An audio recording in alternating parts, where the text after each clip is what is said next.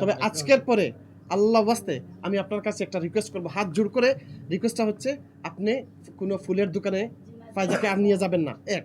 Number 2, আল্লাহ ওয়াস্তে ওই যে অনেক রকম দেখবেন যে অনেক মানুষ, হয়তো সেই ইউটিউবার না, হয়তো সে সংবাদকর্মী না, আপনি তো চিনবেন না, আপনার বাসায় যাবে ফায়জাকে, যে বাচ্চা মেয়ে ফায়জার শরীরে হাত দিবে, মানে অনেক রকম, মানে যেগুলো ইভিটাইজিং করবে। আপনি কিন্তু এটা বোঝার দরকার।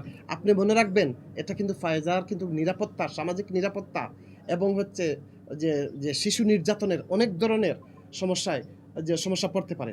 সো আপনি আজকের পর থেকে, আমি জানি না আপনারা মনে কেউ কষ্ট নিয়েন না, আমি যেটা বলতে চাচ্ছি যে ফায়জাকে আপনারা যে চেষ্টা করবেন যে যতটুকু কম পারেন মিডিয়ার সামনে আনতে।